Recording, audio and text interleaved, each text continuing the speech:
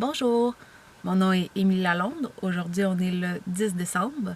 Donc, je vous rencontre aujourd'hui pour une vidéo un petit peu différente. Je continue de travailler sur mon projet Gisèle, mais aujourd'hui, j'avais envie de vous parler de bullet journaling.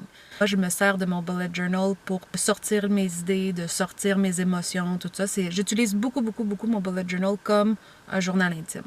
Mais je dois avouer que comme vous pouvez voir, comme j'aime que ça soit, qu'il y ait une espèce d'ordonnance, si on veut, puis une certaine beauté, rendre ça créatif puis artistique un petit peu. Comme vous pouvez voir, comme j'aime faire des titres spéciaux, comme la façon dont j'écris Je vais écrire le jour de la semaine avec la date en dessous d'une certaine façon. Puis ça, honnêtement, c'est vraiment de la pratique. J'ai développé une écriture script au fil du temps.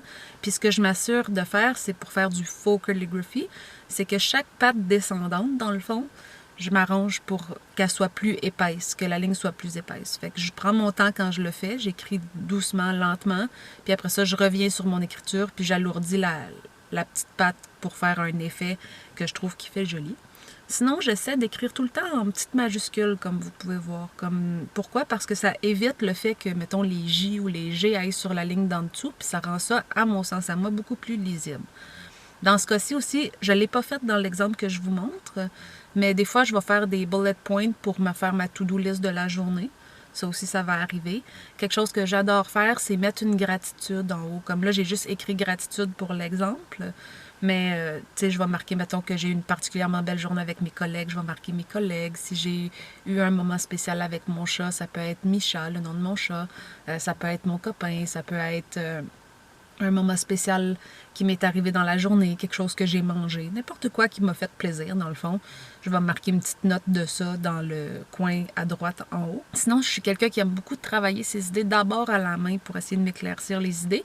Fait que souvent, je vais me faire des cases brainstorm. Puis là, je vais brainstormer mes projets. Puis là, je vais écrire tout ce qui me passe par la tête. C'est pas tout le temps en ordre. Des fois, comme c'est des questions, des fois, c'est des mind maps, des fois, c'est comme toutes sortes de choses qui vont venir dans la section brainstorm. Et quand j'ai marqué le etc., je me suis trompée. J'ai alourdi la patte montante au lieu de la patte descendante. Puis comme, c'est juste pour vous dire que ça arrive des erreurs, puis dans ce temps-là, ben, tu fais juste faire « Oups, c'est pas grave », comme j'aurais pu ne rien écrire, puis comme il y aurait des gens qui s'en seraient même pas rendus compte. Là j'ai écrit « Oups » pour le principe que je m'en étais rendu compte que j'avais pas colorié la bonne patte, mais c'est juste vous dire que c'est vraiment pas grave. Puis la même chose, quand je rate un mot, je fais juste le rayer puis continuer ma phrase. Puis c'est sûr que c'est pas parfait, mais je veux dire, il faut se rappeler que c'est fait à la main. Je veux dire, personnellement, je suis pas une fan d'utiliser du white-out ou quoi que ce soit. Je trouve ça long pour rien. Je suis quelqu'un qui aime garder mon système minimaliste. J'ai juste mon bullet journal puis mon crayon. Le crayon que j'utilise d'ailleurs, c'est un Micron, Sakura Micron .5, comme ça.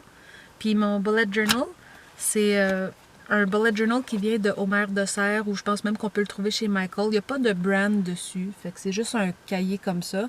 Puis les pages sont pointillées, fait que j'ai des petits points au lieu d'avoir des lignes. Personnellement, j'aime ça parce que ça fait qu'on voit moins le quadrillage quand on dessine, mais techniquement, un cahier quadrillé ferait la même chose. Pour ceux qui font pas vraiment de graphique ou de boîte à dessiner, même un journal ligné, ça peut faire aussi. Là. Ça dépend vraiment de vous et qu'est-ce que vous voulez faire avec votre bullet journal. Puis à la fin, mais souvent, il me reste de l'espace que j'ai pas pu écrire puis que je sais que j'aurai pas nécessairement de plaisir. Moi, souvent, les bas de page, j'ai de la misère à écrire dans le bas de mon cahier. Fait que souvent, je fais juste faire des petits dessins, comme j'avais dit dans ma bannière, comme des petits doodles vraiment faciles à faire. Là, des petites pattes de chien, des cœurs, des cercles, des choses comme ça. J'espère que vous avez trouvé ça intéressant de dive dans ma façon de bullet journaler. Si vous avez des questions, n'hésitez pas à les laisser en commentaire. C'est vraiment un sujet qui m'intéresse beaucoup, le bullet journal. Sinon, je vous souhaite une très belle journée à vous. Si vous voulez plus de contenu comme ça, n'hésitez pas à vous abonner, à cliquer la petite cloche pour avoir les notifications. Sinon, un petit like, ça fait toujours plaisir. Puis je vous dis à une prochaine vidéo. Salut!